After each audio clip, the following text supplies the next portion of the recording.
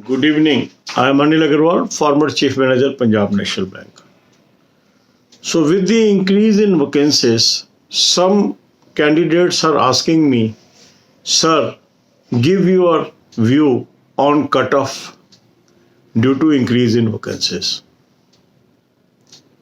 I have already uploaded 3 videos on cutoff or IBPS PO. In that, I considered 3600 as number of vacancies and the number of candidates that has already appeared. Based on that, I made a predictions. I am providing the video link of all the 3 videos in the description. I will advise you to watch those videos if you have not watched earlier. Even if you have watched earlier, you can watch it again. Now, with the increase in vacancies by Canara Bank, and already our vacancies have reached 3,517, and PNB and Indian Bank are yet to add vacancies, and by the last moment, Bank of Baroda and Union Bank will also add the vacancies, although they have reported 0 vacancies right now. So there will be further increase in vacancies. But at the same time, there will be increase in candidates also. So unless we know how many new candidates enter into the fray, how much is their performance, it is very difficult to have any guess on cutoff.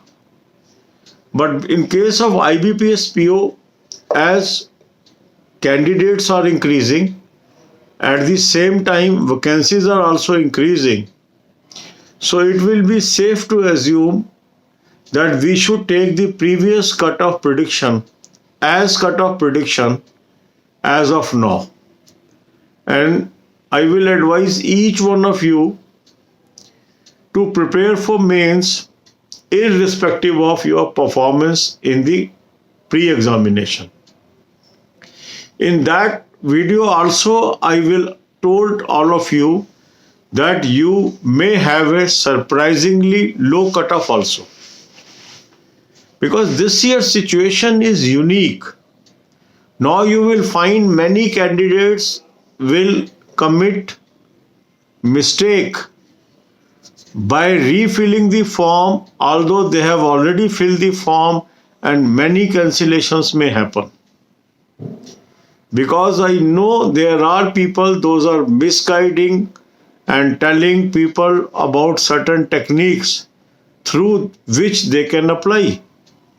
And the moment these people will apply by using the tricks, they will be tracked. And the moment they are tracked, their candidature will be cancelled. So it is also possible that ultimate number of application may even fall than the preceding number of applications or the serious candidates. Because by reading the comments of some of the people, I am apprehensive that some people may try to play with the system. Because their earlier attempt is low, so they may try to play with the system with the hope that they will improve their performance. And ultimately they may be plucked, and if they remain honest, there is a possibility even with low attempt they may get a chance.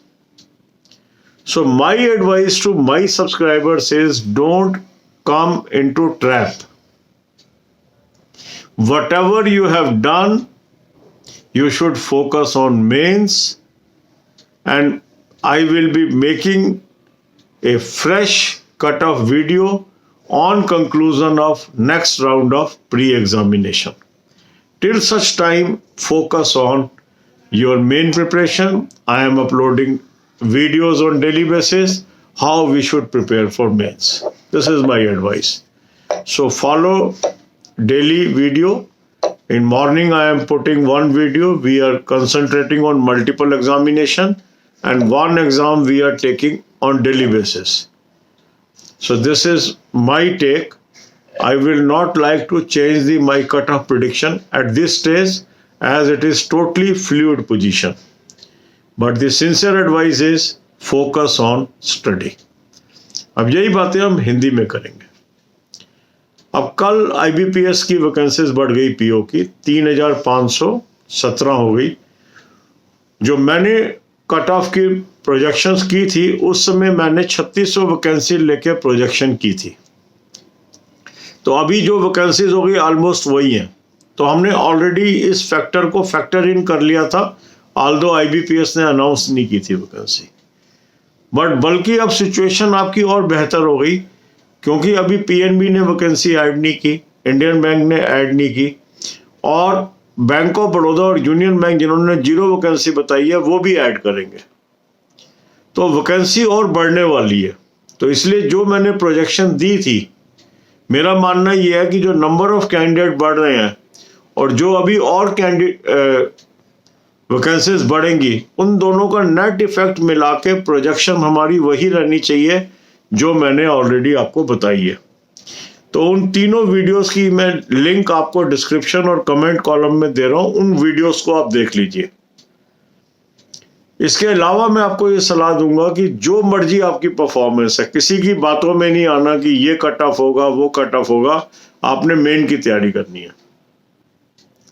भगवान ने आपको 3 महीने दे दिए हैं, इसका utilisation करिए। काफी लोग निराश करते हैं एक दूसरे को, कोई फायदा नहीं होता। अभी स्टेट बैंक के रिजल्ट में आप देख लीजिए, जब स्टेट बैंक का एग्जाम हुआ था बहुत लोग आ रहे थे कि 90 से कम कहीं कट ऑफ नहीं जाएगी, और मैंने उस समय भी कहा था कि कुछ स्टेट में इवन 60 वाले का भी चांस है। और आप देखेंगे कई स्टेट में जनरल कैंडिडेट में भी कट ऑफ 60 के आसपास जाके रुकी है। महाराष्ट्र में 59.75 तक गई है। तो क्या कट ऑफ चली जाएगी ये कहना बहुत मुश्किल होता है, और कभी भी एबनॉर्मली हाई कट ऑफ नहीं जा सकती है। या आप मान के चलिए, क्वेश्चन ऐसे बनाए जाते हैं, वो देखने में आसान लगते हैं, वो आसान होते नहीं है, और बहुत लोगों के गलत होते हैं वो क्वेश्चन। तो इसलिए अगर आपकी मॉडरेट परफॉर्मेंस भी है तो आप रेस में हैं, और क्योंकि रेस में हैं अभी से आपको मेन की तैयारी करनी चाहिए। कई बार क्या होता है, आप सोचते हो मैं तो पास नहीं होऊंगा, अचानक रिजल्ट आता है, आप पास हो जाते हो, फिर 15 दिन बचे होते हैं, आप तैयारी कर ही नहीं सकते। और इस बार तो सिर्फ 10 दिन पहले एडमिट कार्ड आएगा डेट ऑफ एग्जाम से, पहले ही क्लियर कर दिया IBPS ने कि जो एडमिट कार्ड है आपके सिर्फ 10 दिन पहले रिलीज होंगे एग्जाम ऑफ डेट से, और रिजल्ट हो सकता है उससे 2-3 दिन पहले आ जाए। तो मुश्किल से 15 दिन मिलने हैं आपको डेट ऑफ एग्जाम और डेट ऑफ रिजल्ट के अंदर, तो उसकी तो आप इंतजार कर ही नहीं सकते। तो रिवाइज कट ऑफ क्या मेरी प्रोजेक्शन है ये मैं आपको तभी बता पाऊंगा जब हमारा ये एग्जाम हो जाएगा एडिशनल राउंड का। जनवरी में जब ये एग्जाम होगा तब हम वीडियो बनाएंगे, क्योंकि अभी ना तो हमें पता कितने कैंडिडेट ऐड हो रहे हैं, ना हमें पता लोगों की परफॉर्मेंस क्या है उस राउंड में। तो हाइपोथेटिकल बात करने का कोई लॉजिक नहीं है। पर सेंसिबल बात यह है कि क्योंकि वैकेंसीज भी बढ़ गई और कैंडिडेट भी बढ़ेंगे, तो नेट टू नेट आपको गेन ही होगा, लॉस नहीं होगा, ये मेरा मानना है। मतलब जो पहले आप सोच रहे थे कट ऑफ आएगी उससे और नीचे ही जा सकती है, ये मेरा अनुमान है, क्योंकि काफी लोग इसमें गलतियां करेंगे और उनका कैंडिडेचर कैंसिल होने वाला है। कई लोगों ने ऑलरेडी एग्जाम दे दिया है और वो बहकावे में आके दोबारा अप्लाई करेंगे और वो ट्रैक हो जाएंगे और उनकी एप्लीकेशनें उड़ जाएंगी। तो वो उन लोगों के लिए मददगार साबित हो जाएंगे जो ऑनेस्ट रहेंगे और दोबारा अप्लाई नहीं करेंगे, जो मर्जी उनकी परफॉर्मेंस है।